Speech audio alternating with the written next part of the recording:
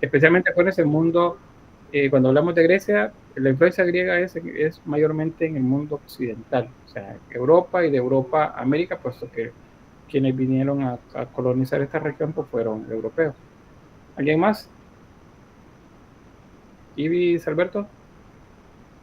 Sí, también como dijo mi compañera, había religiones, también la filosofía, literatura y si no me equivoco creo que también arte.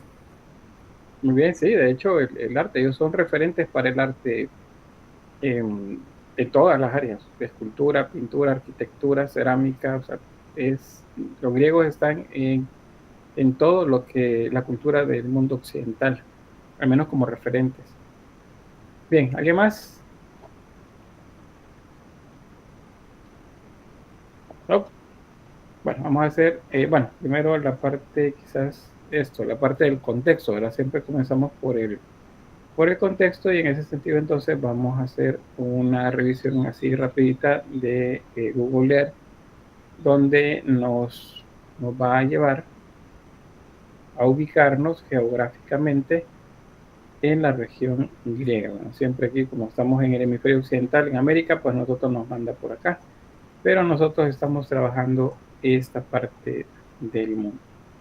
Acuérdense, comenzamos al inicio del ciclo por acá, toda esta región, España, Francia, Inglaterra actuales, la zona central de Europa, luego nos movimos después del Paleolítico y Neolítico, nos movimos hacia la edad de los metales, esto es Mesopotamia, luego Egipto, de Egipto hacia el norte, el archipiélago del mar Egeo, acá, las culturas que se desarrollaron acá, y ahora nos movemos hacia lo que se denomina la Grecia continental, que es esta parte que ven acá. De la Grecia continental también abarcamos un poco de la península de Italia y la isla de Sicilia, esta región de acá, porque en su momento de mayor expansión, los griegos pues dominaban también esta zona. Eso era conocido como la Magna Grecia, esta parte de acá. Esta sería la Grecia continental y esta la Grecia insular. Así es como se denominan pues, las regiones. Los griegos no fueron en su origen, eh, no fueron una sola nación, fueron una infinidad de pueblos que tenían coincidencias culturales y básicamente se desarrollaba la sociedad en lo que se llamaban um, polis, que son pequeñas ciudades-estado. Acuérdense que así lo mismo sucedía en su origen para los sumerios, por ejemplo. Luego Egipto los las primeras ciudades pues eran ciudades-estado y luego dos regiones, que es el Alto Egipto, el Bajo Egipto, y luego se unificaron en un solo imperio. Grecia costó unificarse. Y de hecho estuvieron guerras en muchos momentos tratando pues, de llegar a eso, a la unificación. De todas las polis que había, polis entendámoslo como una ciudad, de todas las polis que había, las dos con mayor desarrollo y muy importantes fueron Atenas, que está ubicado en esta región, en la actual, de hecho, Atenas es la capital de Grecia actualmente acá, y otro lugar en esta región, acuérdense, esta es la península del Peloponeso, una región por acá, donde se ubicaba una polis llamada Esparta. Y estas serían como las dos regiones principales, las dos polis principales que se disputaron la hegemonía en la región. Eventualmente, y pues en esta región que es Macedonia, acá, siempre de la Grecia continental, va a llegar al poder un joven, muy joven, este, Alejandro el Grande, llamado así, o Alejandro de Macedonia, y él va a unificar las diversas polis y las va a convertir en un solo ejército, en el caso del ejército. En ese momento están disputándose en esta región llamada parte del Asia Menor, para nosotros les he mencionado esto como Anatolia, la actual Turquía, y van a defender en esta zona pues las invasiones que estaban haciendo los persas. Van a ganar territorio acá y luego va a buscar hacia el sur esos ejércitos de Alejandro Magno hasta llegar a Egipto. y va a conquistar Egipto. Aquí funda una de sus tantas ciudades llamada Alejandría y luego va a seguir hacia el oriente, llegando justo hasta estas regiones. El actual es Afganistán, Pakistán y el noroccidente de India, esta región. Y luego va a regresar, ya con 33 años, tenía alrededor de 16 años más o menos de estar gobernando, y justo cuando pues venía pasando por la antigua Babilonia, ahí muere. Entonces, todo lo que Grecia llegó a conquistar fue básicamente esta región. Todo eso que ven acá, incluyendo aquí parte de la península de Italia. Ese, ya estamos hablando más o menos siglo I después de Cristo, no, siglo I antes de Cristo, es la época de que todavía se podía vivir pues ese esplendor. Pero para esa época los romanos ya prácticamente están tomando el dominio de todas estas regiones también. Y ahí termina, pues con el dominio romano, termina la historia de Grecia. Luego hay un sincretismo, hay una mezcla que se llama, o que le llamamos el periodo greco-romano, o sea, son las dos culturas, y luego propiamente Roma, la que se desarrolla en esta región. Entonces, pues por ahí está. Ahí, cuando puedan, pues hacer una revisión de Google Earth para que puedan lograr comprender pues, bastante de eso. Sin embargo, pues yo igual como parte del contexto les he preparado por acá unos mapas en los que aparecen algunas regiones que es importante que ustedes conozcan. El continente es europeo, ¿verdad? Todo eso es Europa. Esta es Europa occidental, Europa oriental, el centro de Europa. Y dentro de ellos, pues lo que nos interesa, la península ibérica, la región de Britania, actualmente Gran Bretaña, la península, la península de Italia o Itálica, acá, la llamada Hélade, que es el nombre con el que vamos a conocer la región de Grecia, y la Anatolia. También nos interesa un poco por acá. Esta región de océano puede ser mar Mediterráneo. Luego tenemos el Mar Negro y tenemos el Mar Caspio por acá. Entonces esta es la región en donde vamos a trabajar. Aquí otro mapa donde se les muestra pues las culturas contemporáneas del desarrollo de Grecia. Si Grecia comienza después de lo que les mencionaba cuando terminamos de ver la cultura del mar Egeo, que les decía que hay un periodo de los siglos oscuros que le llaman, porque pues hay un abandono de las tierras en la región, baja considerablemente el desarrollo de civilizaciones. Sí hay culturas pequeñas, pero no llegan a un desarrollo grande durante alrededor de 3 siglos. Después de eso comienza poco a poco a reactivarse otra vez la civilización en esta región. Estamos hablando entonces unos 900, 800 años antes de Cristo. Para esa época, pues Egipto está en la etapa ya de declive, está siendo conquistado por diversas culturas, Babilonia, los asirios, los neobabilónicos serían, y los persas. En Mesopotamia, pues los persas, bueno, entre los asirios, los neobabilónicos y los persas serían los que están durante esa época. Y Grecia se va a ir desarrollando poco a poco con la influencia entonces de todas esas culturas. Hacia estas regiones no hay mucha influencia hacia Grecia, sino al revés. Grecia es la que ejerce influencia en esta zona. Aquí tenemos dos culturas que se las marco en ese círculo amarillo. La cultura etrusca al norte de Italia, de la actual Italia, y Roma en el centro.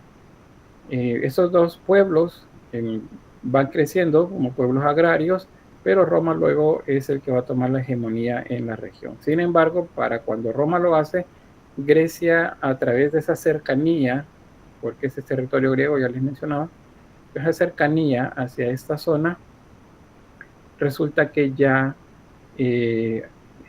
han tomado ellos algunos de los elementos, por ejemplo, de religión.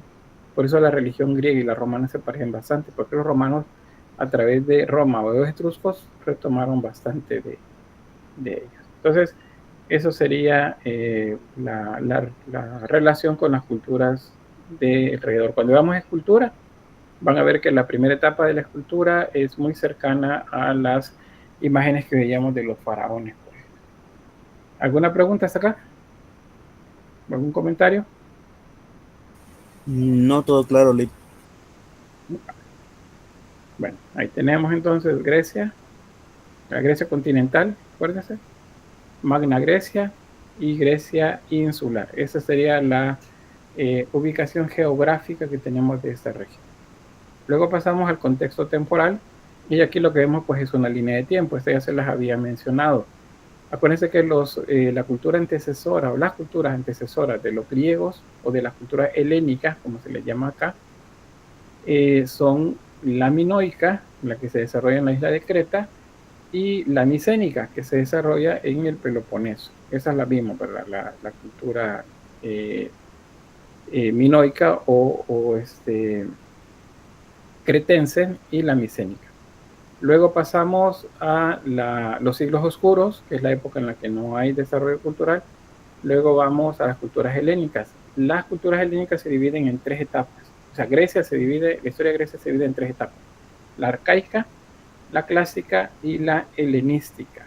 En cada una de ellas hay características en particulares. Son más visibles en el desarrollo de la figura humana.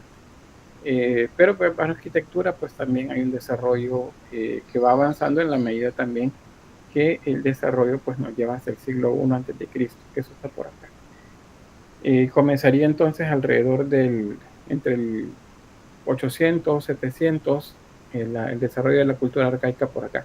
¿Qué pasó aquí? Acuérdense que eso ya lo hemos visto, se piensa que un volcán en la región donde actualmente está Santorini fue el que hizo una mega erupción y eso pues volvió inhóspitas esa región y por eso hubo migraciones y las culturas en ese lugar pareciera como si se hubiesen detenido. Pero pues eso va a terminar más o menos 800 años antes de Cristo y ahí comienza otra vez a arrancar la cultura en la región. Ese sería entonces el contexto temporal. Bueno, ¿con qué termina esto acá? Con la conquista de los romanos a los griegos. O sea, los romanos van a llegar y van a conquistar a los griegos. Y ahí termina pues la cultura como tal. Luego, ¿qué nos sigue? Pues la influencia cultural de Grecia. ¿Qué encontramos acá? Primero que las ideas, como bien lo mencionaban al principio, ideas sobre arte, arquitectura, teatro, filosofía, matemáticas, física, y pues se desarrollan en la región. Es una época de esplendor en cuanto a la búsqueda del conocimiento y no solamente es la justificación a partir de la religión, sino buscar realmente explicar cómo funcionan las cosas. Esas teorías que son originarias o como serán arcaicas, originarias de la región, pues se van a ir comprobando en algunos casos en los siglos siguientes. Y eso pues ejerce una gran influencia sobre la civilización occidental. Les repito, la región occidental del mundo es Europa, una parte de África y América. Entonces por eso es que muchos valores griegos nosotros los tenemos como parte de nuestra vida cotidiana, incluyendo ¿qué sería esto? La concepción que tenemos de la belleza. O sea, nuestra concepción de belleza es muy cercana a esa concepción griega. Luego, entre los monumentos griegos que han sobrevivido el paso del tiempo y que se convierten en un símbolo, y que es así como la Torre Eiffel, cuando hablamos de Francia, ¿verdad? Que vemos la torre y inmediatamente pensamos en Francia. No pensamos en el movimiento artístico a través del cual se construyó, que es el modernismo o el Art Nouveau, sino que pensamos en Francia. Entonces, cuando vemos el Partenón, edificio gigantesco, porque está en Atenas, lo que se nos viene a la mente pues es Grecia. Entonces, de esa manera tenemos como referente. Si ustedes ven, por ejemplo, bueno, acá en nuestro país, el Palacio Nacional creo que sería como lo más cercano a esa influencia, solo que el Palacio Nacional corresponde a un estilo particular del siglo XIX, que se llama, bueno, siglo XVIII, siglo XIX, que se llama neoclásico. Aunque el edificio nuestro, que es de San Salvador, se construyó en el siglo XX, pero la influencia de ese edificio es neoclásico. Y en el neoclásico retomaron elementos griegos y elementos romanos para la construcción. Entonces, pues, en todas partes donde veamos, pues vamos a encontrar siempre esa influencia en la arquitectura. Sobre filosofía que mencionaban, pues tenemos Sócrates, bueno, Sócrates se menciona acá, pero tenemos Sócrates, Platón y otros más. Tenemos escritores también, o sea, grandes obras de literatura que todavía a la fecha siguen vigentes, o que han influenciado el trabajo literario de muchos artistas, pues ahí están todavía. La, la teogonía de Hesiodo, por ejemplo, que es donde se recogen digamos, las primeras creencias sobre los mitos griegos, pues son referencia para un montón de productores, o sea, de artistas literarios, o sea, escritores de muchos siglos. Y todavía, pues a la fecha se sigue pensando en ellos en muchos casos. Y bueno, ¿qué más? ¿Qué más? Métodos de razonamiento a través de principios matemáticos y físicos también. Eratóstenes, ¿qué otro? ¿Qué otro? Eh, Arquímedes, eh, ¿qué otro? ¿Qué otro? Bueno, Arquímedes es el de es una fórmula física que dice que todo cuerpo que se sumerge en un líquido desplaza, no, se experimenta un empuje de abajo hacia arriba que es igual al volumen del líquido desalojado. O sea, esas son fórmulas que se establecen en Grecia y que a la fecha se siguen utilizando para explicar, por ejemplo, los principios a través de los cuales flotan los barcos. Entonces, hay una cantidad grande de principios físicos y matemáticos que todavía los seguimos aplicando, y no decir pues de la filosofía también. Bien, ¿qué otro? Bueno, literatura ya les mencionaba, las tragedias griegas, aunque también las comedias, a la fecha pues siguen estando vigentes. No sé, ¿ustedes leyeron tragedias o comedias griegas en bachillerato o en la escuela? ¿Alguien que haya leído alguna y que me recuerde el nombre?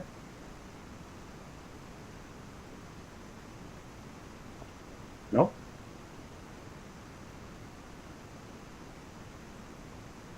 ¿No? ¿Asti qué pasó? Nada.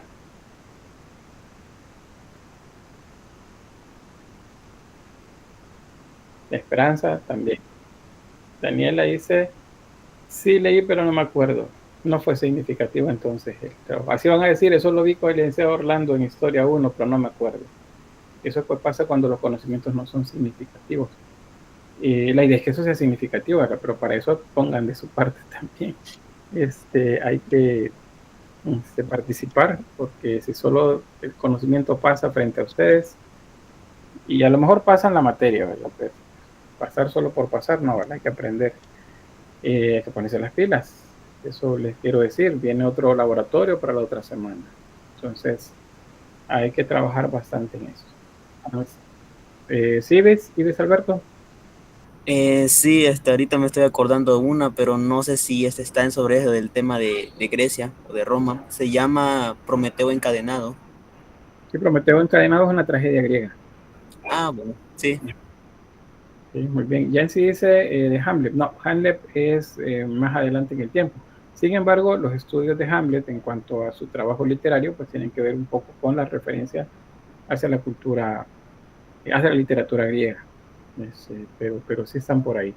Pero bueno, Prometeo encadenado, Las nubes, Electra y otra más, Odipo, no, es Edipo, Edipo Rey, es otra tragedia también, dice Jessica ahí, y así otras más. Es decir, son obras que todavía siguen vigentes, a veces las vemos en teatro.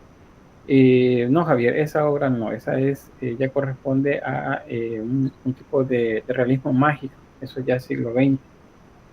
Pero igual, allí pues García Márquez algo seguramente habrá visto, habrá leído dentro de su trabajo pues sobre eso.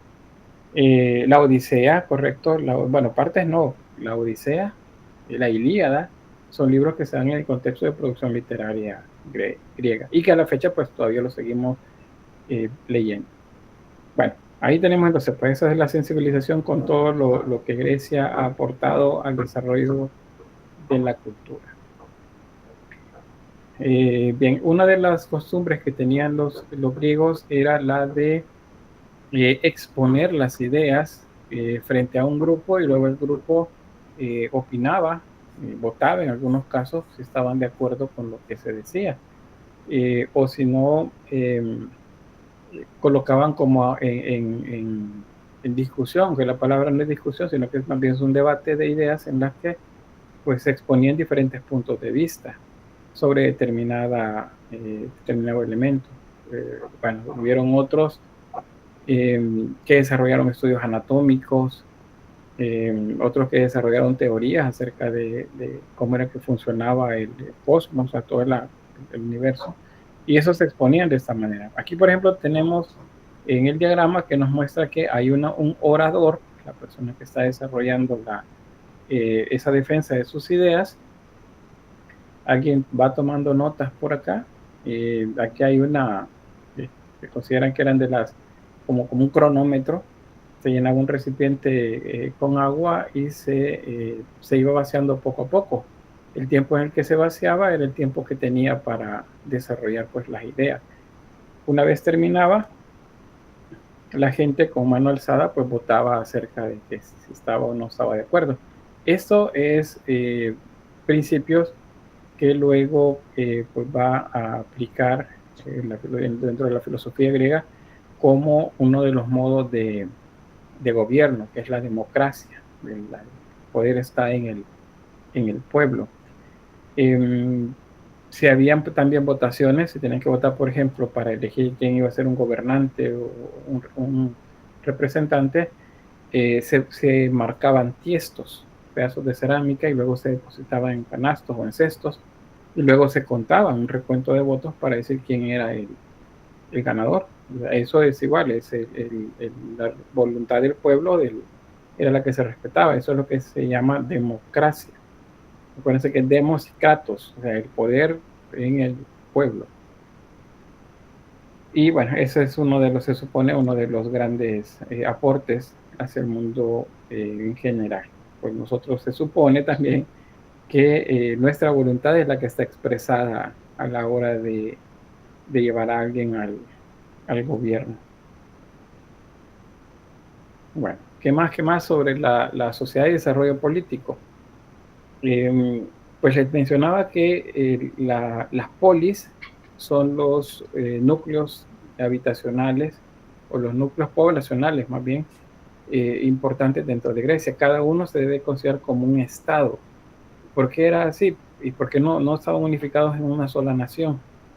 Porque la misma naturaleza geográfica de Grecia no lo permitía. Hay zonas montañosas, zonas donde hay valles, bueno, la zona costera, ustedes vieron, ya les he mostrado cómo son las costas. Entonces, eso lo que hizo fue que los pueblos se desarrollaran de manera un tanto independiente. Muchas sí tenían relación entre ellas, comerciales, tanto políticas también, pero no estaban unificadas bajo un solo gobernante, sino que cada una tenía un gobernante. Ese es el sentido de las polis, por eso se consideran que eran ciudades-estado independientes.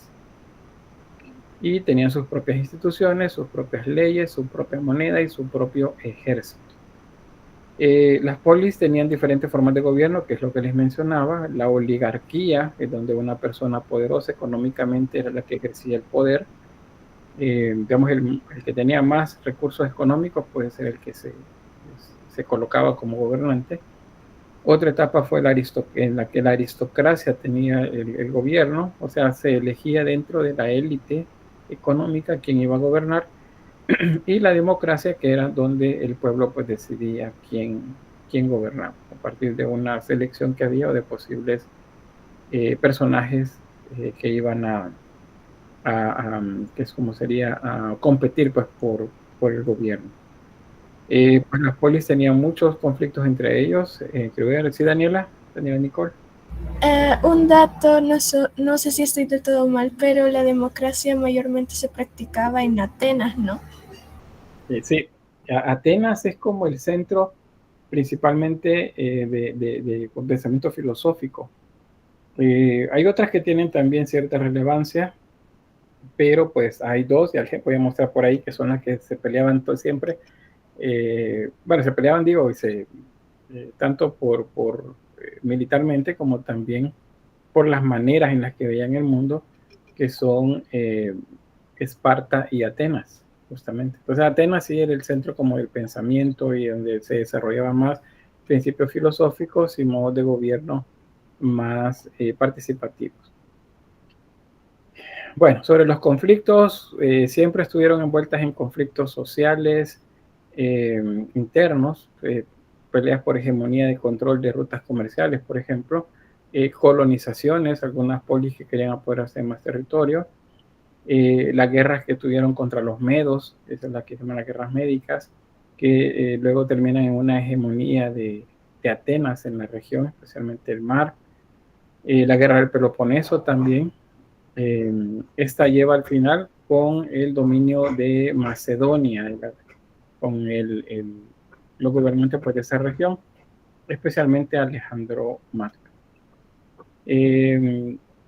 La civilización, pues, para los griegos está desarrollada acá, lo que ya les había mencionado en estos diagramas, como la parte geográfica, pues determina las posibilidades de cercanía o no entre una nación y otra, entre una polis y otra.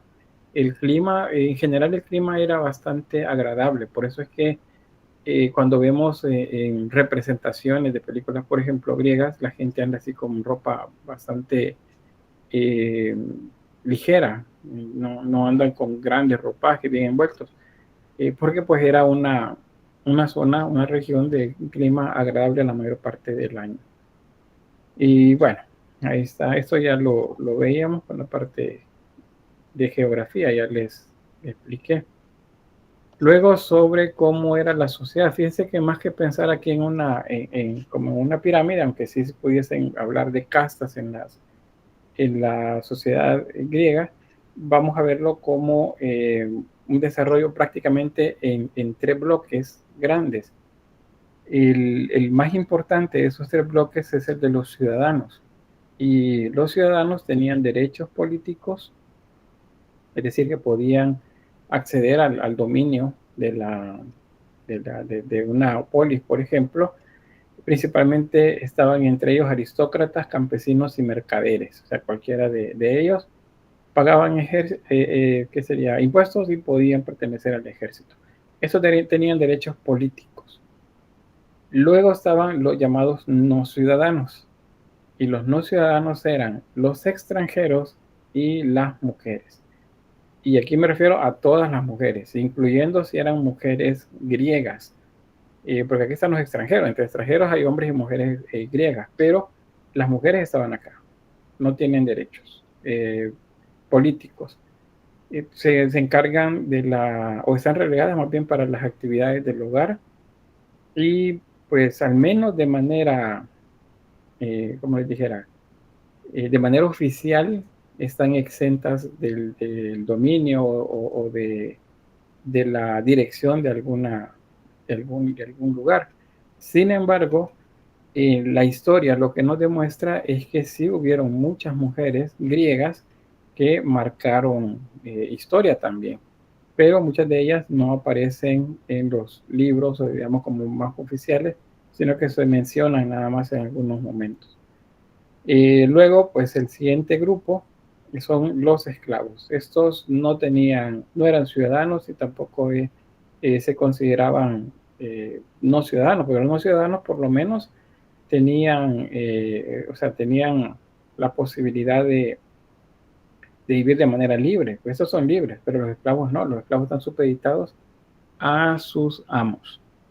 Bueno, acá hay otro diagrama que nos muestra eso. Los ciudadanos únicamente hombres, aquí están aristócratas, campesinos, el ejército, y los extranjeros, esclavos y mujeres griegas, pues estos no eran considerados ciudadanos. Fíjense que en la región, de hecho en esta región, luego que viene Roma, el desarrollo de Roma también tiene esa misma como separación muy marcada, son culturas patriarcales bien estrictas. Sin embargo, en Roma las mujeres iban a tener mucha más influencia todavía, aunque no sea oficial, es decir, aunque no tengan ellas un cargo, son quienes van a determinar cómo se hacen las cosas, porque son como las consejeras de los esposos, los hermanos, o pues, en general pues de todos los que son funcionarios. Ese es otro dato también sobre esto. Cuando aparece el cristianismo, al final del periodo romano, como los romanos lo toman, o sea, toman el cristianismo y lo hacen a su manera, entonces ustedes por eso leen los textos bíblicos del Nuevo Testamento y ahí encuentran que la separación bien marcada entre hombres y mujeres, o sea, están bien, bien marcadas. Ya lo era desde antes en lo que llamamos Antiguo Testamento, que es la parte de la historia hebrea, pero en el Nuevo Testamento está todavía más marcado. Y pues una de las razones es que pues fue una cultura patriarcal la que desarrolló básicamente las reglas dentro de la religión cristiana. Bien, hasta acá con esto, no sé si hay algún comentario o pregunta. ¿Todo claro, Lick? Bien.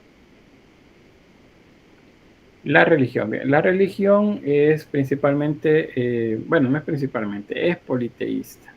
Como todas las otras religiones de la región, creo que de todas las que hemos visto, pues solo Egipto, que fue durante un par de años considerado monoteísta, y luego la cultura hebrea, todas las demás que hemos visto son politeístas. Una diferencia bien marcada entre la religión griega y las religiones egipcias y las de la región mesopotámica es que los dioses son hechos a la medida del ser humano. O sea que el ser humano es el canon prácticamente que ocupan para crear los dioses. Todos los dioses eh, poderosos, omnipotentes y eternos de la mitología griega tienen forma humana. No hay seres que tienen, o no hay dioses que tengan cuerpo humano y cabeza de animal, así como en Egipto, como en Mesopotamia. Si recuerdan los sumerios, pues los dioses tenían características antropozoomórficas. En Egipto igual eran antropozoomórficos. En Grecia no. Todos tienen forma humana y de hecho son iguales a nosotros. Con la única diferencia en que pues los defectos, las partes que nos vuelven mortales a nosotros no lo tenían. No conocían enfermedad, ni la vejez ni la muerte. Ellos eran por lo tanto inmortales y omnipotentes, podían hacerlo todo, incluyendo el manejar a su gusto nuestros destinos como seres humanos.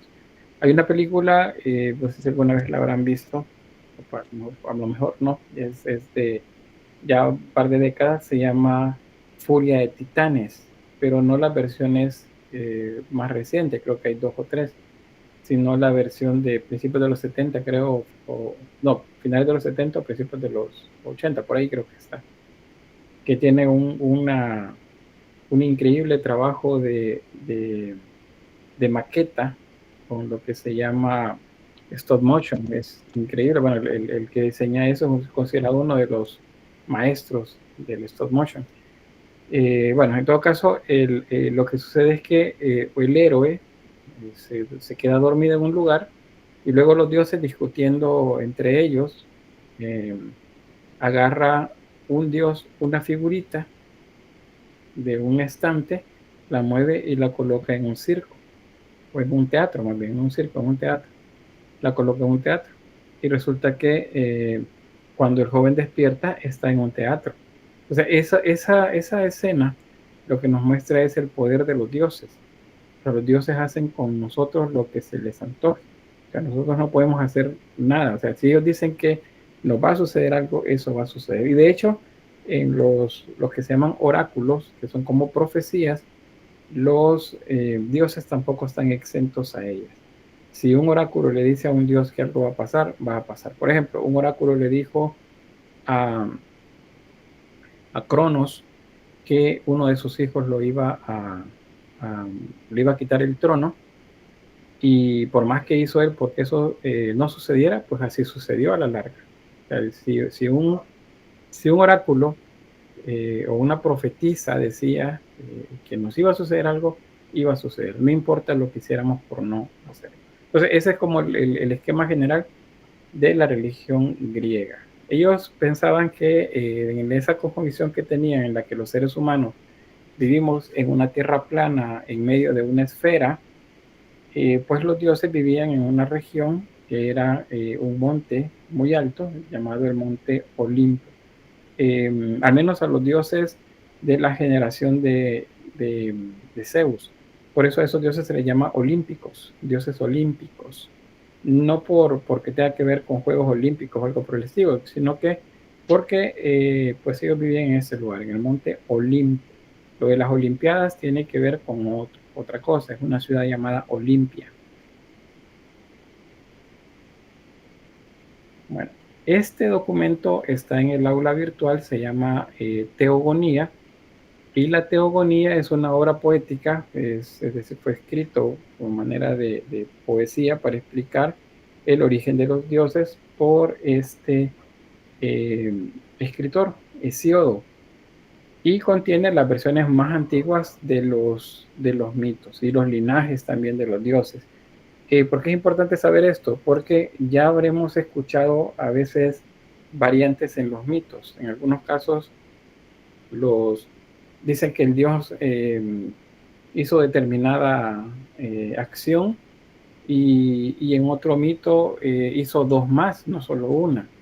O dice la forma en que nació y en otro mito dice que nació de otra manera. ¿Por qué sucede eso? Porque a lo largo de los siglos, durante la Edad Media y luego el Renacimiento, y luego todos los periodos que vinieron, los escritores han utilizado los mitos para ir construyendo otros. Si yo les digo a ustedes, vaya, miren, ahí tienen esos dioses, tienen este es Poseidón, tienen a una Victoria, tienen a la diosa Atenea o Minerva, háganme una historia que tenga que ver con ellos. Y ustedes, conociendo mitología, saben qué gobiernan cada uno de ellos y cómo son. Entonces ustedes crean una historia. Esa historia luego se publica, se reproduce y décadas, siglos después alguien más la lee y dice, aquí está un mito griego, dice. Cuando no es griego, fue escrito a partir de mitos griegos, pero fue hecho en El Salvador allá por el 2025. Entonces, de esa manera es como se han ido haciendo muchas versiones de los mitos. Pero si ustedes quisieran leer los mitos originales, donde nos habla acerca de uniones entre dioses o nacimientos de dioses, la genealogía en general, es este libro, que fue escrito entre el siglo 8 y el siglo 7 a.C., o sea, unos 700 años antes de Cristo. Por eso se consideran pues los más fieles a la mitología original.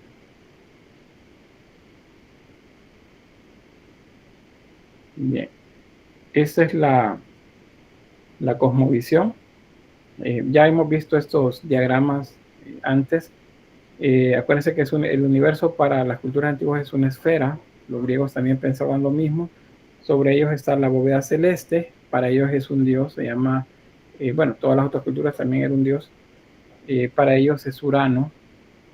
Luego la tierra es Gaia o Gea, que van a encontrar también, donde se encuentran los valles, las montañas, los ríos, los lagos y todos los lugares donde se desarrolla la vida cotidiana.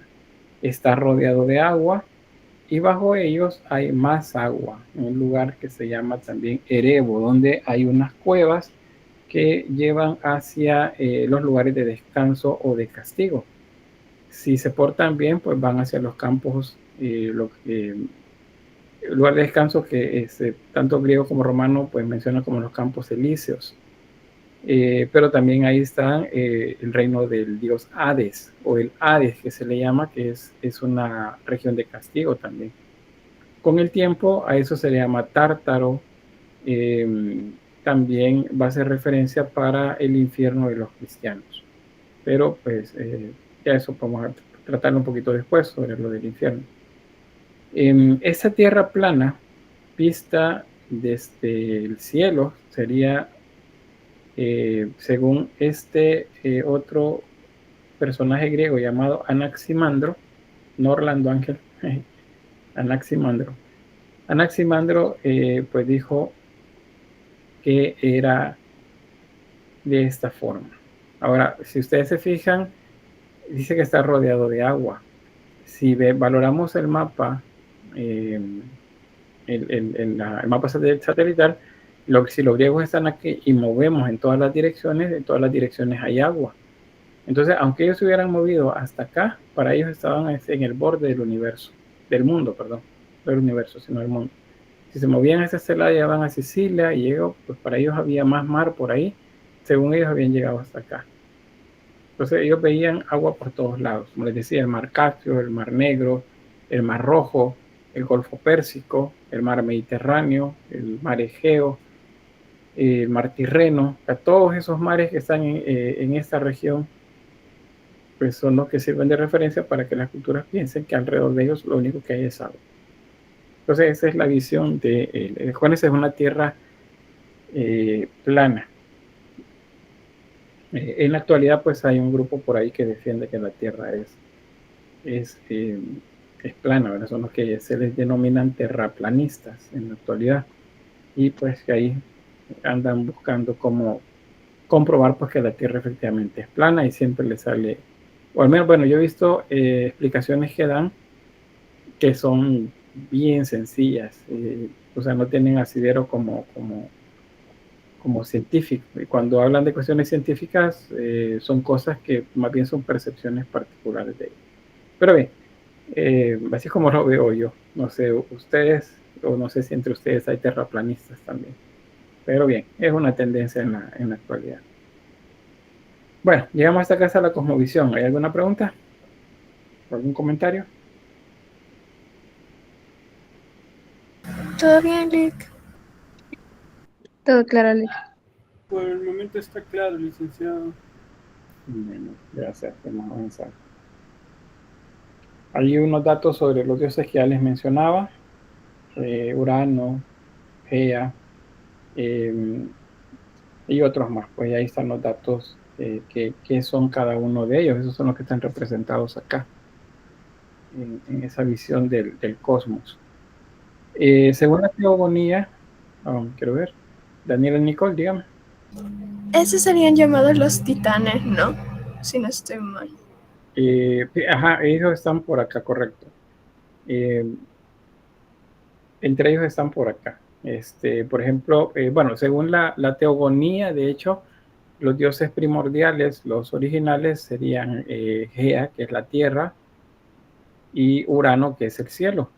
Y estos son hermanos, pero al mismo tiempo son esposos, se juntan, y de ellos nacen pues los cíclopes, los titanes, las titánides y los hecatónquiros. Ahí van. Dentro de los titanes y las titánidas, que son hermanas, pues también hay una unión acá entre hermanos, se vuelven esposos, que son Cronos y Rea. A Cronos, un oráculo, es una profetisa, le dice que uno de sus hijos le va a quitar el trono. Y entonces se casa con Rea. Y a ver, ¿sí, Alison? Disculpe, buenas tardes. Estaba pensando que, no sé, es una pregunta que me surgió, y es que si en los dioses habían jerarquía de quién era el más poderoso, algo así, como quién era el más poderoso a los menos poderosos. Así es. Ajá. Sí, pero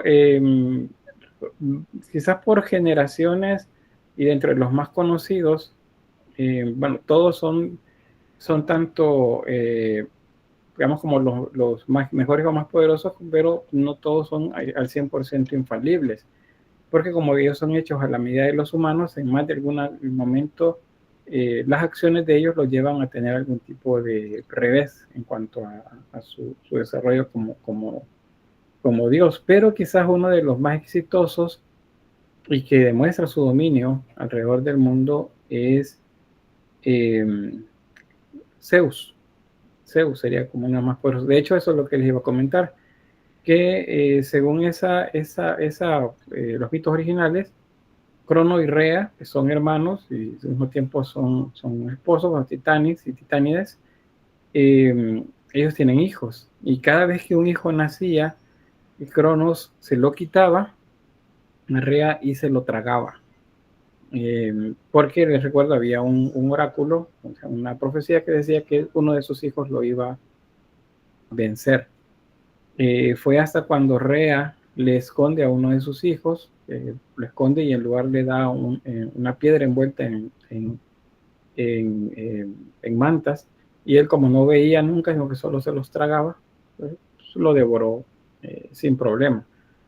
Y entregaron a ese niño, a ese dios, a unos campesinos para que lo criaran, para no despertar sospechas de quién podía ser. Y ese es cuando ya es un joven que le dicen quién es él y cuál es su deber, como la misión que tiene que hacer. Entonces él va, lucha contra Cronos y lo vence. Y según el mito, pues le abre la panza y saca a todos sus hermanos que todavía seguían vivos y ahora han crecido y estaban en la panza de él. Cronos es una representación del tiempo. Por eso es que hay un dicho que todavía usamos nosotros que dice que el tiempo lo devora todo, porque Cronos tenía a sus hijos. ¿Sí, Francisco? Cronos no era, no hay un síndrome que creo que se basa en ese dios, creo. Algo médico. Sí, un síndrome médico. Pues no estoy segura, eso sí lo desconozco, si hay algún síndrome médico. Supongo que tiene que ver con la idea de eso de la relación entre padres e hijos, ¿verdad? Supongo, porque eso es lo más destacable entre la relación de Cronos y sus hijos, que se los devoraba. No sé si usted tiene conocimiento de qué trata. Si escuchan ruido por ahí es que pues acá donde los vecinos están trabajando en un techo. Entonces, justo hoy en la tarde, en la mañana ha estado tranquilo, hoy en la tarde comienzo la clase, comienza el ruido.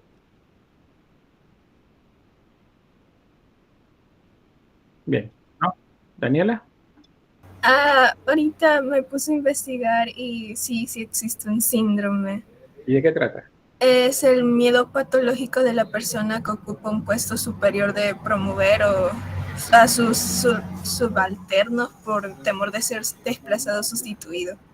Mire, qué interesante, yo relacionándolo con algo familiar. O sea, es el miedo de alguien de promover a alguien por temor a perder su puesto. Técnicamente. Técnicamente, ¿verdad? Es como que, a lo mejor no pongo ejemplos acá en la universidad, pero sí se entiende, yo creo que sí está claro cómo, de qué trata. Bueno, pues, qué bien, pues he aprendido algo nuevo sobre eso. Y bueno, en esa vaivén de las iras y venidas de los dioses, al final pues Zeus toma el trono que tenía Cronos, efectivamente, bueno, aquí sí se cumple, y él reparte el mundo entre sus hermanos y les da a cada uno pues una región para que gobierne o algo para que gobierne. Por ejemplo, Hades es el reino de Hades, bajo tierra. A Juno, o a Hera, perdón, le da el gobierno del matrimonio, de las familias. Zeus es el máximo y él está en el monte Olimpo. A Demeter, pues lo que tiene que ver con la agricultura. A Poseidón, los océanos. A Hefestos, que Hefestos y Ares, esos son hermanos, son hijos de Hera y de Zeus. Son los únicos dioses hijos del matrimonio. Hefestos es considerado, o más bien, les mencionaba que los dioses todos tienen forma humana, ¿verdad? No hay deformes. Pero según algunos mitos, dicen que Hefestos sí lo era, porque Hefestos se enfrentó a Zeus para reclamarle pues las continuas infidelidades que le hacía a la esposa. Entonces Zeus, enojado, lo golpeó y cayó desde el monte Olimpo hasta la tierra, y cuando cae ahí se fractura parte del cuerpo y ahí es donde se deforma. Y Hefestos lo coloca como bajo de un volcán, bajo el monte Etna, para que ahí trabajen las fraguas. O sea, él va a trabajar el metal, la metalurgia en ese lugar. Y Ares Este es el dios de la guerra. Y bueno, él gobierna pues todo lo que tiene que ver con la guerra. Luego con otra de sus hermanas, que es con Demeter, pues nace Perséfone, que esta es diosa también de la naturaleza. Es igual a Demeter, o seres que están relacionados con la naturaleza. Luego Zeus, pues como decimos en buen salvadoreño, no atina, y él pues tiene continuos encuentros con mortales, con semidiosas, con todo lo que se le pone enfrente. Y entonces pues hay una cantidad de dioses de segundo orden que son hijos de Zeus. Ahí tenemos a Artemisa, Apolo, Atenea, Dionisio, Hermes, Heracles. Y bueno, en el caso de Heracles, por ejemplo, nos demuestra la relación con Hera. Hera sería para el caso como la madrastra, ¿verdad? Pero resulta que Hera se encarga de hacerle, como diríamos, la vida imposible a Heracles. Y trata la manera de que sea vencido siempre, porque era uno de los hijos predilectos de Zeus, más allá de los 2 hijos que tenía con ella.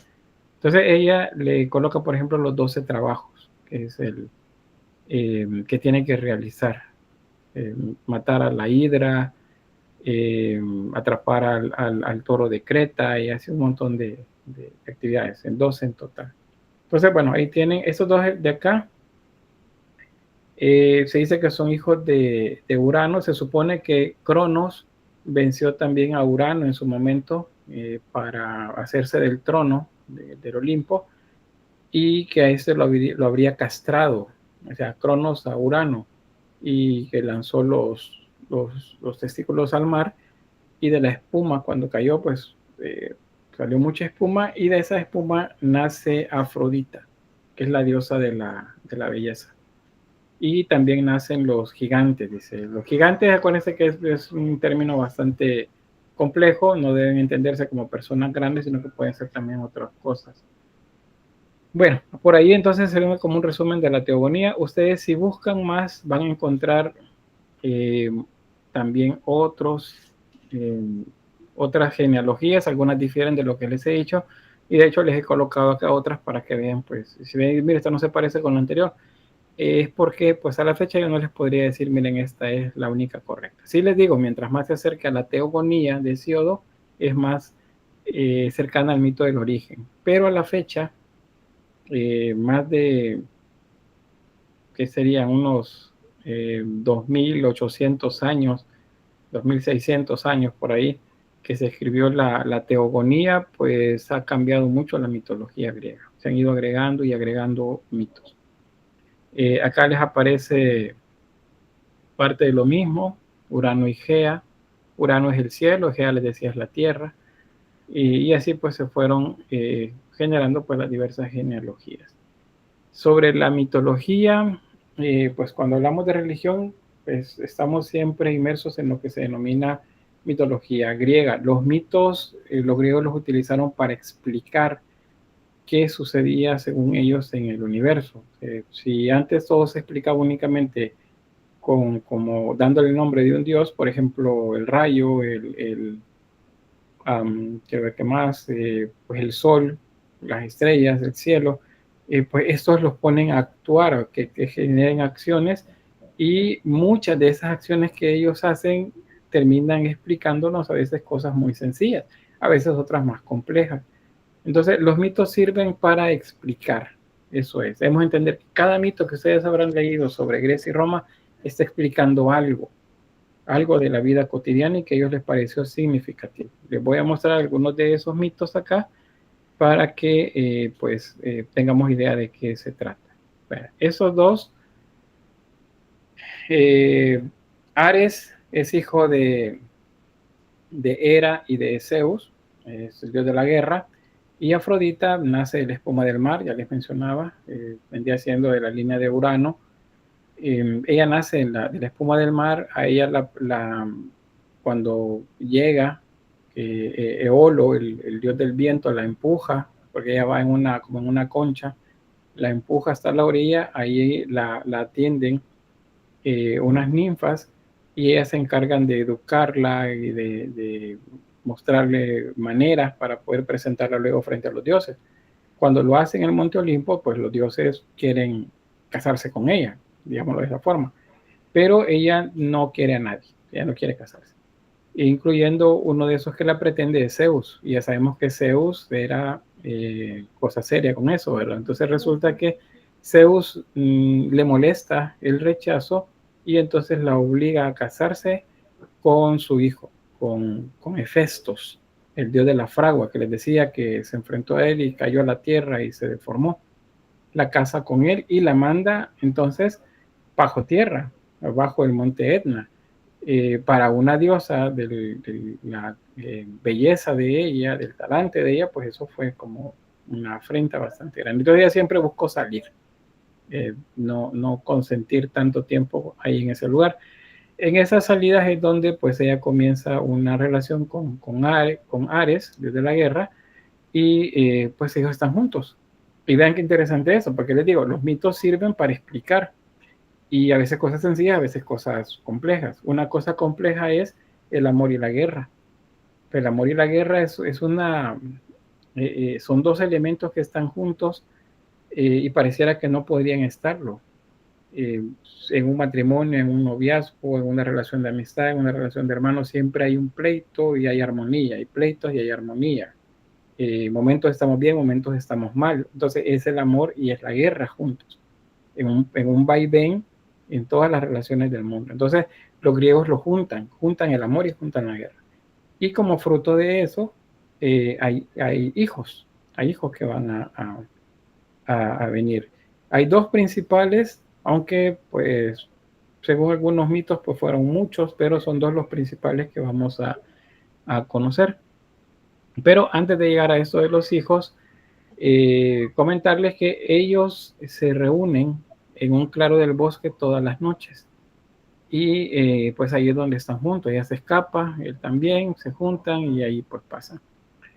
Resulta que este personaje, Ares, lleva a un amigo de él para que le avise, o sea, esté pendiente de que no hayan, como decimos, moros en la costa.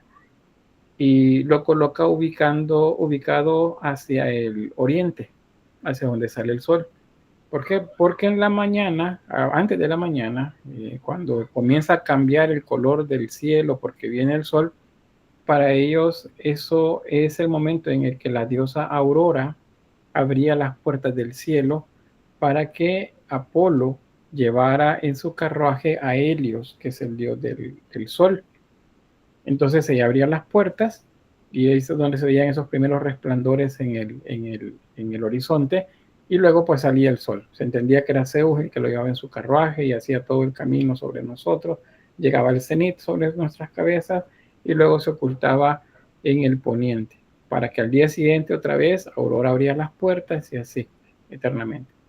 Entonces cuando Arectión, que así se llamaba, el amigo de él, Aurora abría las puertas del cielo, él inmediatamente iba y les decía, ellos los despertaba y les decía, miren, ya se abrieron las puertas del cielo. Entonces ellos se iban cada quien para su lugar de donde vivían, y pues nadie se daba cuenta de nada. Sin embargo, una ocasión Arectión se durmió y no vio cuando Aurora abrió las puertas del cielo. Entonces cuando eso sucede, cuando las puertas se abren y sale Apolo con Helios, ellos pues van en el cielo y van viendo hacia la tierra, que era lo que pues ocurría bajo sus pies. Y encontraron la escena, los dos personajes dormidos en un tálamo, en una cama. Y entonces Apolo tiene todo ahí, se va y va a buscar a Hefestos, o Vulcano, como se le llama también. Hefestos y Vulcano es el mismo, solo que Hefestos es para los griegos. Le puse la fragua de Vulcano porque así se llama esta pintura. Esta pintura es del periodo barroco español y fue hecha por Diego Velázquez. Eso lo van a ver ustedes en el otro siglo.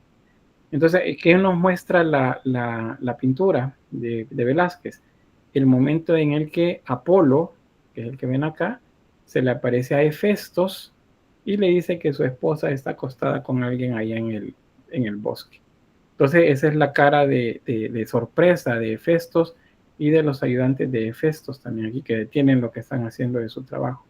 Entonces Hefestos toma una red hecha de metal, la lleva y los atrapa a ambos, los cubre con ella, y luego va a poner la queja ante Zeus y ante el resto de dioses. Y bueno, ahí es el escarnio, digamos, social que se les dan a ellos. Entonces, cuando al fin los liberan, entonces Ares va a buscar a Arectión, a su amigo, y todavía lo encuentra dormido. Entonces lo despierta y le da un castigo. Y el castigo es que pues eternamente anuncie cuando Aurora abra las puertas del cielo. Entonces Alectrón fue condenado a eso, a que cuando la aurora aparezca, que es cuando el cielo se pone así, o más un poquito más oscurito, en ese momento pues avise que Aurora ya abrió las puertas y que Helios y Apolo pues van a salir en el cielo. ¿Qué creen ustedes que está explicando el mito?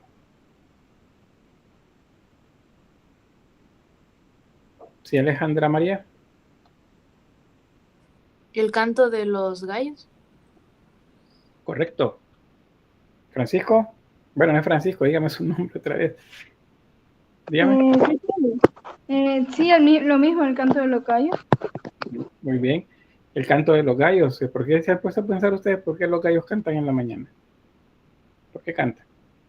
¿Por qué comienza a amanecer y comienzan a cantar? Solo asumimos que ellos cantan. El día que no lo hagan, pues nos asustamos, ¿verdad? Pero cantan y así lo han hecho desde siempre. Entonces, para los griegos eso era una incógnita. Y entonces, bueno, si no sabemos por qué lo hacen, pues entonces expliquémoslo a través de un mito. Entonces ven todas las vueltas y todo lo complejo de la historia para explicar algo que nos pareciera sencillo, es el canto del gallo. Entonces, así de esa forma, los mitos van apareciendo. Dice, en realidad dice cantan cada hora. Bueno, cantan durante todo el día, pero la noche es especialmente más o menos a medianoche, en algún momento, al menos los de cerca de mi casa, y luego cantan al amanecer. O sea, al amanecer es seguro. Salen ustedes a las 5 de la mañana de sus casas y van a encontrar gallos cantando por todos lados, pero a veces cantan a la 1, a las 12. Yo siempre les hago la broma y les digo que lo que sucede es que Alectrión no quiere que lo castiguen, y si se duerme, pues él puede decir yo ya canté. Por eso lo hace más temprano todavía. Pero bien, ahí tenemos un mito, una explicación acerca de algo de la vida cotidiana. ¿Comentarios? ¿Sí, Wendy? Sí, Lick, bueno, yo creería, de que no sé si es cierto mi argumento, pero yo pienso que los gallos cantan en la mañana como agradeciendo a Dios por un nuevo día. Bueno, Y al final del día como igual agradeciendo a Dios por haberles permitido vivir el día. Es lo que yo pienso. Muy bien. El Dios del que estamos hablando es el Dios cristiano. Sí, sí. Yahvé o Jehová. Pues bien, es una explicación y es en un contexto religioso también. Y esta explicación era dentro del contexto religioso también, solo que griego. Y es eso, pues es cómo explicamos nosotros las cosas que existen.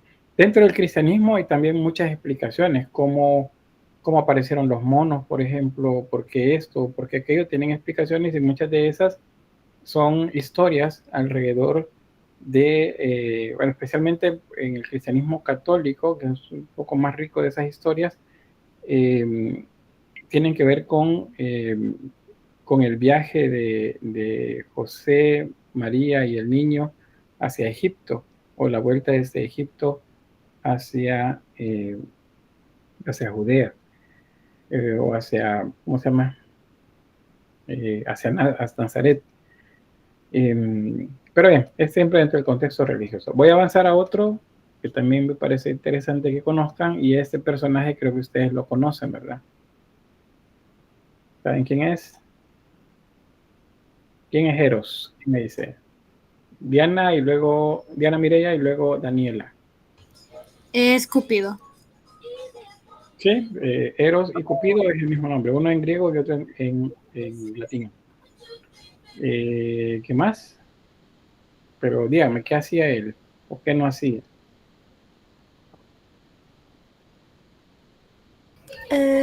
Tengo entendido que Eros o Cupido es como el dios del amor, pero es como un amor inocente, porque también está Afrodita, que se le considera una diosa sobre el amor y la belleza.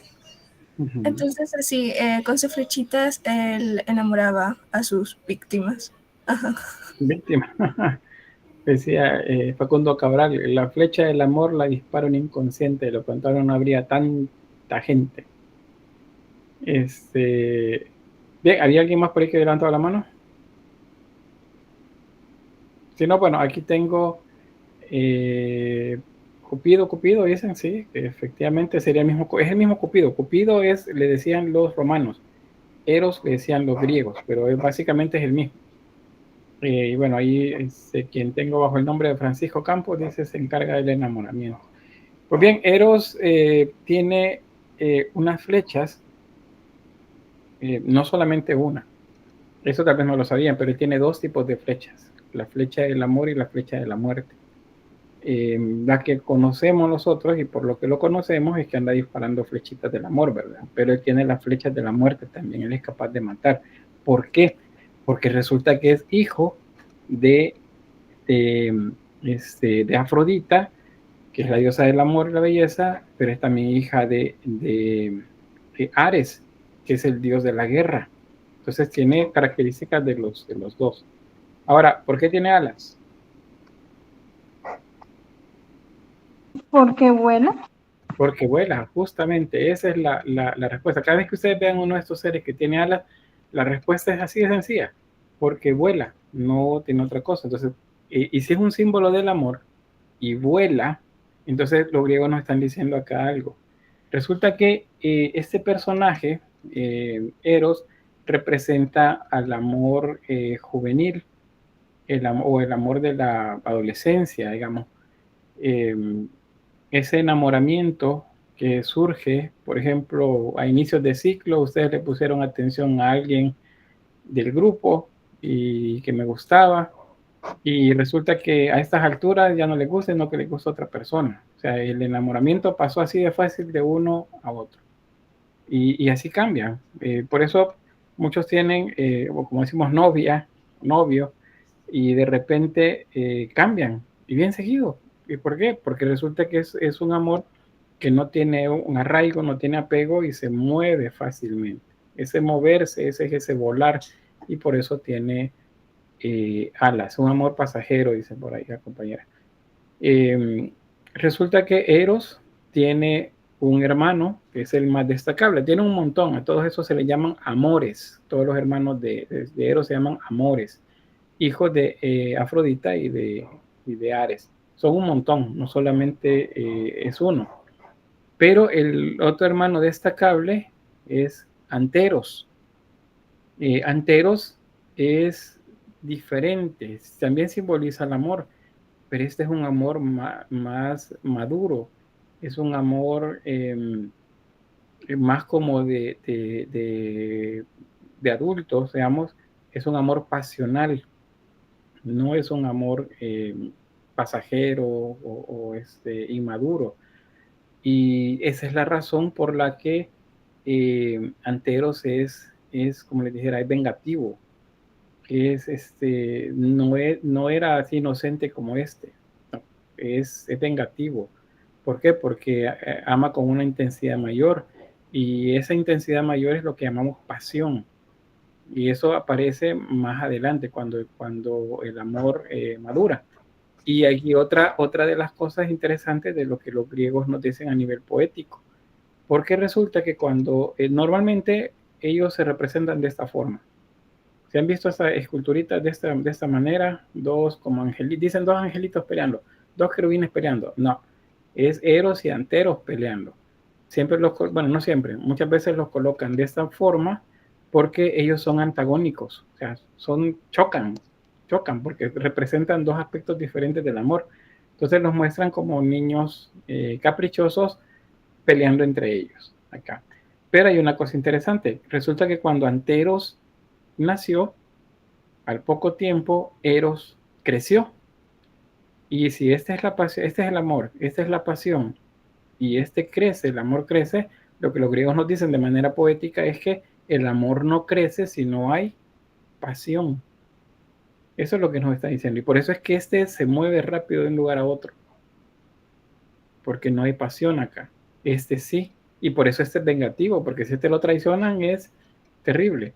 Pero cuando apareció la pasión, entonces Eros creció. Y hay mitos relacionados a ese momento. Permítame, aquí se desconfiguró un poco esto. Va por acá.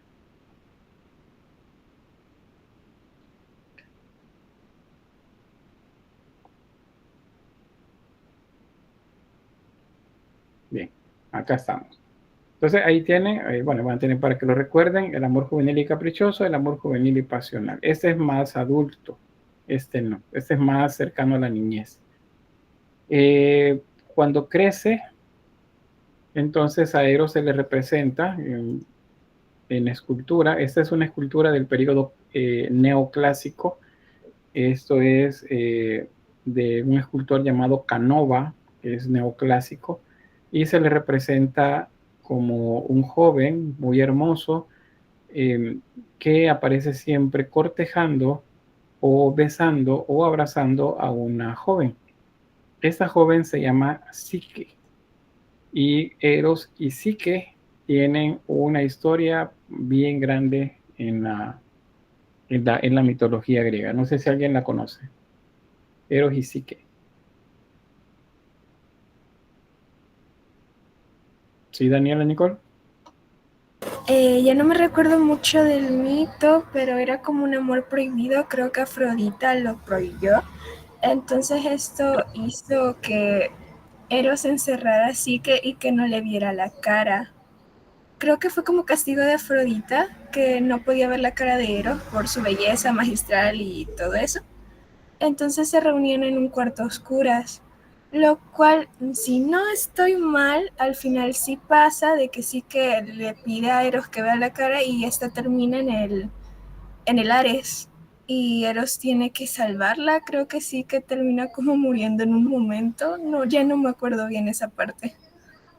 Sí, bueno, efectivamente, ahí me junto como tres mitos juntos, tres historias diferentes, pero sí, ella termina hasta allá en el Hades y al final pues Eros tiene que ir por ella pidiéndole permiso a su madre primero, porque lo que sucede es que sí que era una joven muy bella, era la menor de tres hermanas, si mal no recuerdo lo que relata el mito, pero sus padres dijeron que era más bella que Afrodita. Y entonces Afrodita pues supo de eso y entonces mandó a su hijo, que es Eros, para que la matara. Acuérdense, Eros tiene la flecha del amor y la flecha de la muerte. Entonces pues él entró al cuarto del lugar donde vivía y cuando la iba a matar, pues él se quedó contemplándola y se maravilló con la belleza de ella. Sin embargo, sabiendo lo que tenía que hacer, pues de manera descuidada tiró la mano hacia atrás de él para sacar del fajo de flechas la flecha de la muerte. Pero cuando lo estaba haciendo, se hirió el dedo con una flecha del amor y entonces quedó por completo enamorado de Psique. Entonces ya no la podía matar, sino que se la llevó, ayudado con los dioses del viento, se la llevan hasta una isla. Y en esa isla, pues él la coloca en un palacio y pues le dice que llega por la noche él y le dice que no puede verla. O sea, todas las luces tienen que estar, las velas tienen que estar apagadas y ella no puede verlo. O sea, él no quiere mostrarse quién es y solo le dice que tiene que confiar en él. Y así pasan durante mucho tiempo. En ese tiempo las hermanas ubican dónde es que está Psique, que había desaparecido, la visitan y ella les relata pues todo lo que sucede y que ella vive pues bien en ese palacio y tiene pues todo lo que quiere y a esa persona que la ama mucho y que llega solamente por las noches. Pero ellas le dicen que es probable que sea algún tipo de monstruo y que por eso no deja que la vea. Entonces siembran en ella una duda. Y le dejan entonces, para que ella lo compruebe, una lámpara de aceite y una daga, un cuchillo. Cuando pues llega en la noche, en la oscuridad, Eros, y pues va y se duerme, entonces ella se levanta, enciende la lámpara y se acerca a verlo. Y la escena es la siguiente. Ella con la vela en su brazo izquierdo, su mano izquierda, la lámpara de aceite, y en la derecha la daga. Y resulta que cuando lo vio, pues ella vio que era un dios y que era muy bello, y quedó tan prendida de él al observarlo que se olvidó de la lámpara. Entonces la lámpara se ladeó y el aceite cayó por la orilla, y cayendo en el hombro de Eros, y lo quemó. Entonces él despierta dolorido y observa la escena, la lámpara y la daga. Entonces él se levanta y le dice que ya habían convenido en qué es lo que tenían que hacer, que pues ya no iba a buscar conocer quién era. Entonces le dice que no hay amor sin fe, y se va. Entonces, y ahí pues viene todo el resto de la historia. Sí, que perdida, castigada, luego la muerte, luego que la van a sacar del reino de Hades. Bueno, pues toda la otra parte del mito. Yo me voy a quedar hasta acá nada más, hasta esta parte. ¿Qué es lo que representa el mito? ¿Quién me podría decir?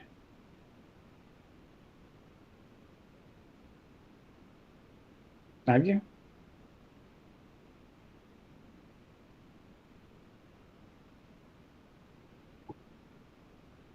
¿No? Bueno.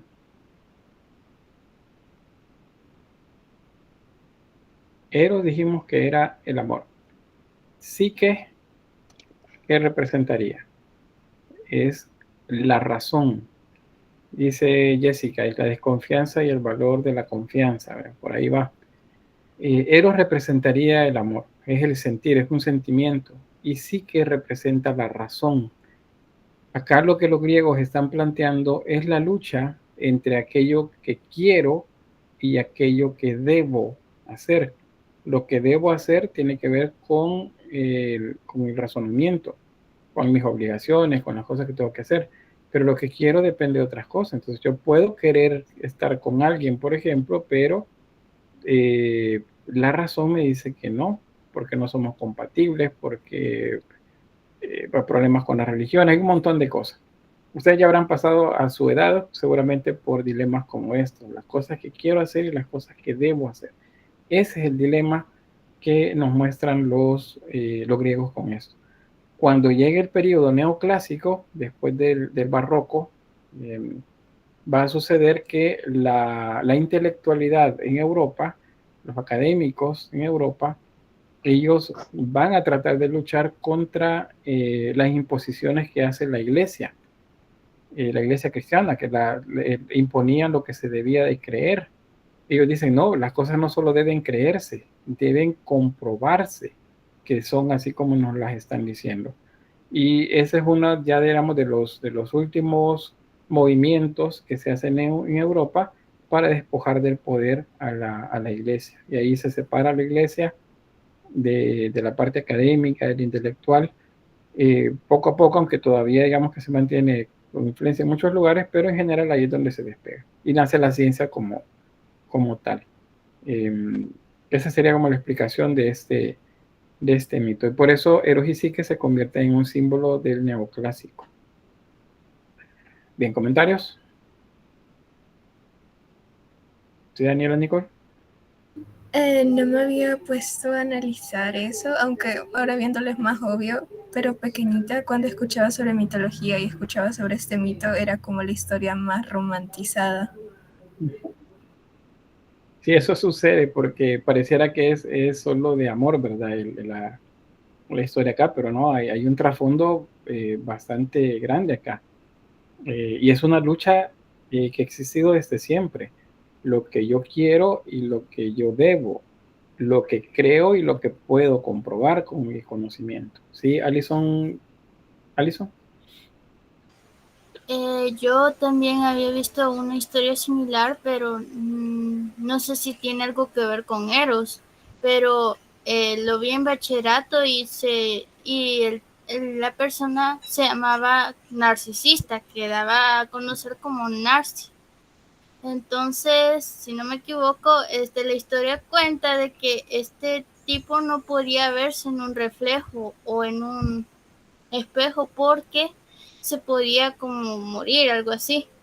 Entonces pasó que el tipo era bastante hermoso, a que casi todas las muchachas de ahí caían a sus pies, ¿verdad? Entonces había una que yo creo que era una elfo que se enamoró de él, pero él no la correspondió, ¿va? Entonces ella se puso triste. Entonces él, que es narcisista supuestamente, se metió en un lago y lo que hizo fue verse en el reflejo del lago y ahí sí no sé cómo pasó, pero ahí solo me acuerdo de esa historia, no sé si tiene algo que ver con lo que hablaban de Eros. Bueno, primero que con quien era el asunto no es elfo, pues elfo es mitología nórdica, en este caso son ninfas, con la que seguramente se relacionó. Y pues él lo que sucedió fue que el embrujo fue para que se enamorara del reflejo de lo que veía reflejado en el río. Y cada vez que quería tocarlo, o sea, estaba enamorado y pensaba que era alguien quien estaba ahí, y cada vez que metía las manos para taparlo, pues desaparecía. Y entonces sufría porque no lo había logrado obtener. Y así de esa manera fue el castigo eterno para él. Sí, sí, dígame. No, esa no era la historia de Narciso. ¿Perdón? No escuché muy bien. Sí, la historia de Narciso. Ajá, narciso, correcto. Y eso es el término que se utiliza cuando alguien se aprecia a sí mismo de manera enfermiza, se le dice narcisista. Esa es ahí el término que se ocupa en la actualidad. Voy a avanzar por cuestión de tiempo. Ese es otro mito. Yo siempre me gusta compartírselos. El de Dafne y Apolo. Dafne es una ninfa también. Las ninfas están relacionadas con el agua, ya sea los ríos, el mar, los cuerpos de agua, básicamente. Y Apolo, acuérdense que es un dios relacionado con el sol. En algún momento se determina a él como el dios sol, pero en otro es el que lleva a Helios, que sería el sol, en su carruaje. Entonces, Dafne y Apolo, pues igual, Dafne se enamora de manera obsesiva Apolo se enamora de manera obsesiva de Dafne, y Dafne pues no quiere nada con él y la persigue. Entonces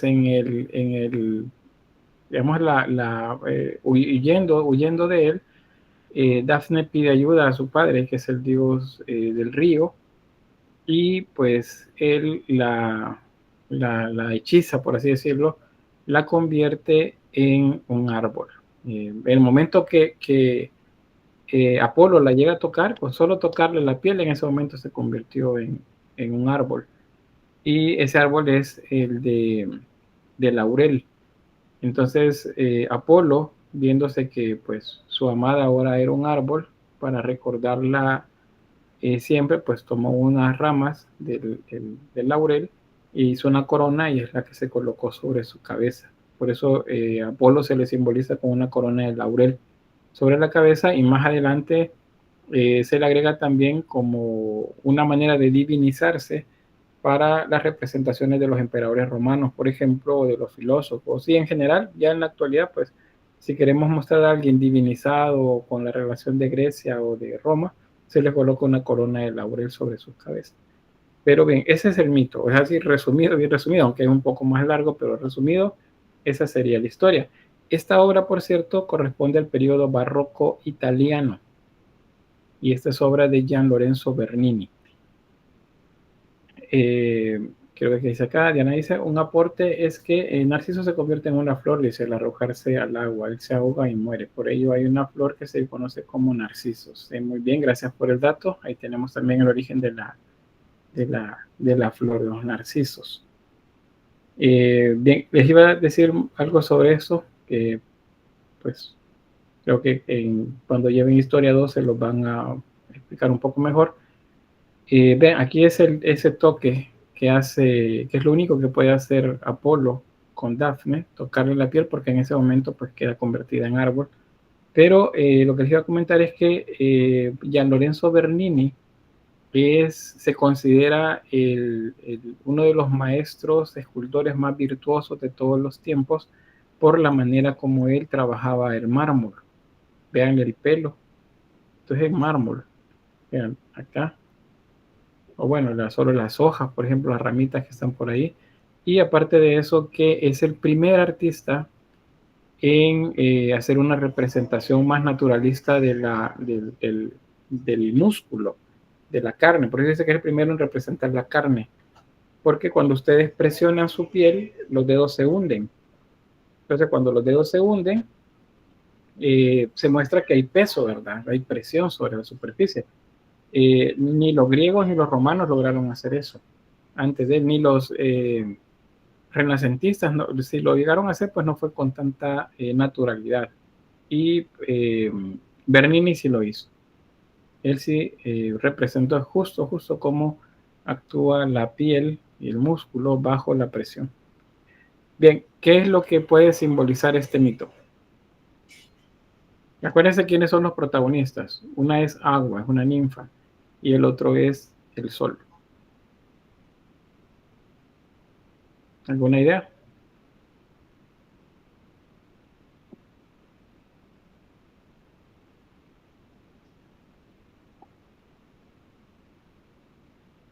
¿Ah? Agua y sol.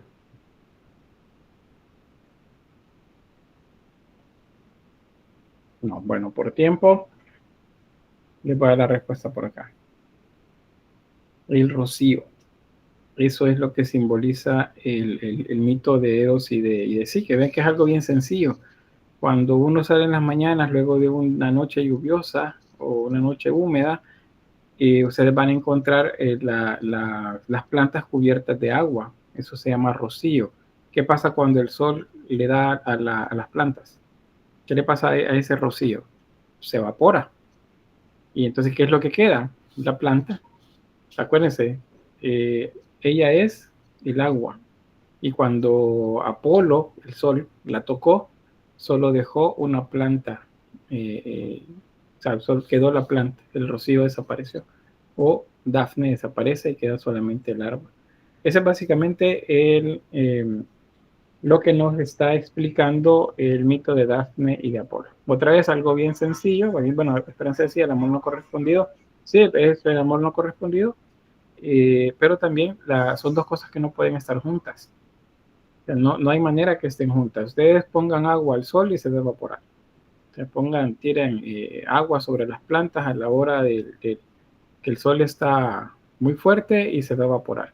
Por eso no recomiendan regar al mediodía o entre las 10 y las 3 de la tarde, porque la mayor parte del agua se va a evaporar. Siempre hay que regar muy temprano en la mañana o en la noche, para que el agua no se evapore, sino que se consuma. Porque eso es lo que sucede, se evapora cuando el sol la toca. Entonces, bueno, ahí terminamos entonces un par de explicaciones sobre los mitos, qué es lo que los mitos nos traen. Bueno, aquí eso no se los voy a desarrollar, sino que como ya hablamos un poco de la genealogía, pero bueno, la genealogía de los dioses es una, la genealogía de los seres humanos es otra. Según esta, los dioses crearon diferentes generaciones de seres humanos. Algunas fallaron, otros fueron impertinentes con los dioses, otros inicialmente comenzaron a portarse bien, pero luego se volvieron bélicos y irresponsables, y entonces los dioses los acabaron. Fueron 5 razas en total, y pues la última fue casi que exterminada por completo. Aquí aparecen también ¿cómo los exterminaron? Pues un diluvio.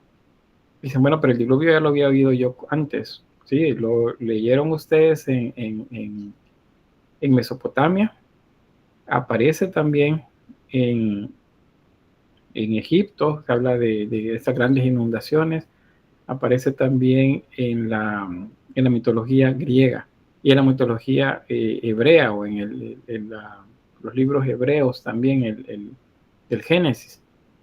Y eso ya les había mencionado, ¿verdad? Que es seguro que en esta región hubo un evento cataclísmico que incluyó inundaciones masivas. Y por eso en todas las culturas pues existe esa idea. Entonces, luego de esa inundación, luego del diluvio, viene eso de acá, antes de pasar al otro. Solo hay dos sobrevivientes que son Deucalión y Pirra. Y esos son los únicos seres humanos que quedan vivos. Y hay un oráculo que les dice que ellos van a poblar la tierra, lanzando los huesos de su madre atrás de ellos. Entonces ellos pasan mucho tiempo sin entender de qué trataba el asunto, hasta que entendieron que la madre de ellos era Gea, la tierra, y los huesos de Gea son las rocas.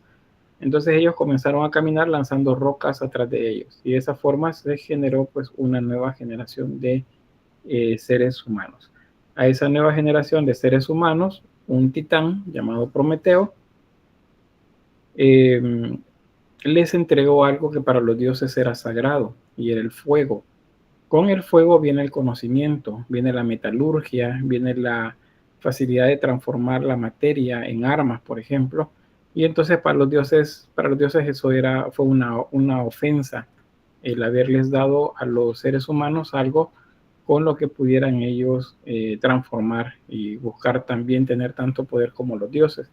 Entonces a Prometeo lo castigan y lo encadenan en una montaña, condenándolo a que durante el día un halcón, un águila llegara a comerle el hígado. Acuérdense que el hígado es el órgano más importante para las culturas antiguas, no el corazón. Porque fuera en nuestra época no, porque le comía el corazón, porque sabemos que es donde reside la vida. Para los griegos era también el hígado, igual que en los egipcios. Entonces se lo comía durante el día, y en la noche la herida se sanaba, el hígado volvía a crecer y al día siguiente se repetía otra vez lo mismo. Y era atacado por esta ave rapaz, le devoraba el hígado, lo dejaba mal herido, en la noche se recuperaba y así eternamente. Hasta que Heracles lo llegó a liberar, él fue el que lo liberó. Luego entonces aparece otra historia, otro mito en el que pues los dioses le envían a él una mujer que se llama Pandora para que se quede con él, y él pues dice que no, que viniendo de los dioses y sabiendo que los dioses lo quieren castigar, pues él no va a aceptar nada de los dioses. Entonces el hermano de él, que es Epimeteo, sí acepta que Pandora se quede. Dice, alguien tan bello no puede tener nada malo. Y entonces pasa el tiempo y luego viene el mensajero de los dioses, Mercurio, y le lleva un cofre y le dice que pues él tiene que estar en un viaje, en una misión encomendada por los dioses, y que necesita descansar un poco, y si les puede dejar en casa un cofre mientras él va avanzando, pues es más liviano de carga, y luego va a regresar por el cofre para llevárselo. Recomendándoles que nadie lo abra nunca, que no abran el cofre.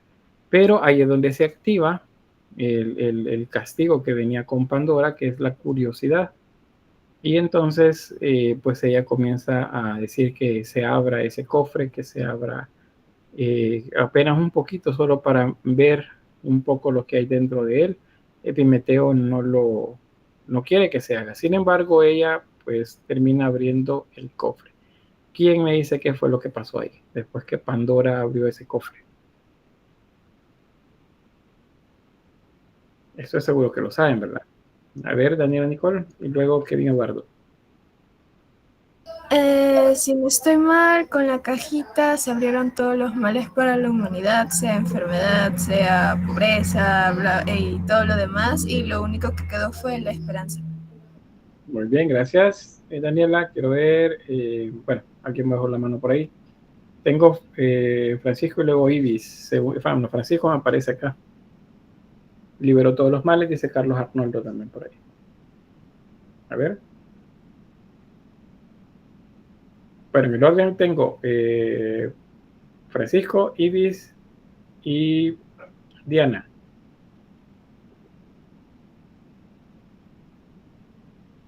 ¿No? Sí, Ibis. No sé si Francisco va a hablar o Diana. No, Ibis está bien porque pues, Bueno. es que no es Francisco, pero una compañera que está ahí. Ah, perdón. Ajá.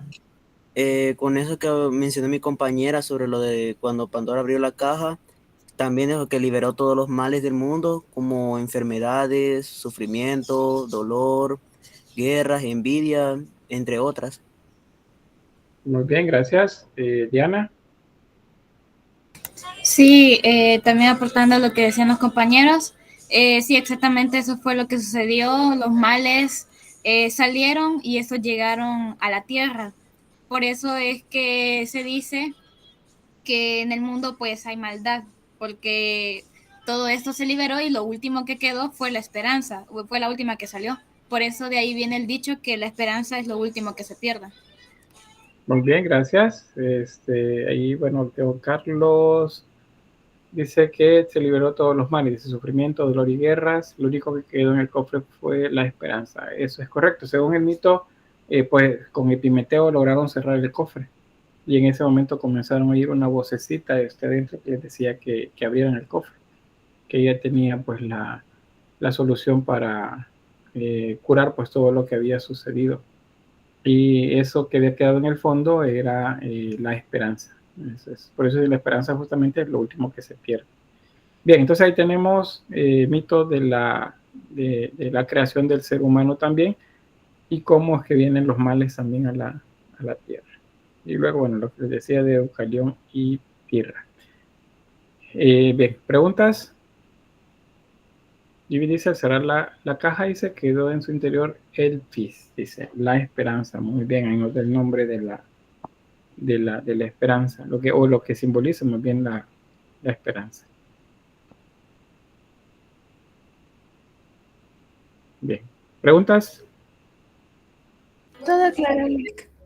Bueno, voy a quedarme por acá, ya solo faltan un par de minutitos. Voy a tener por acá la grabación.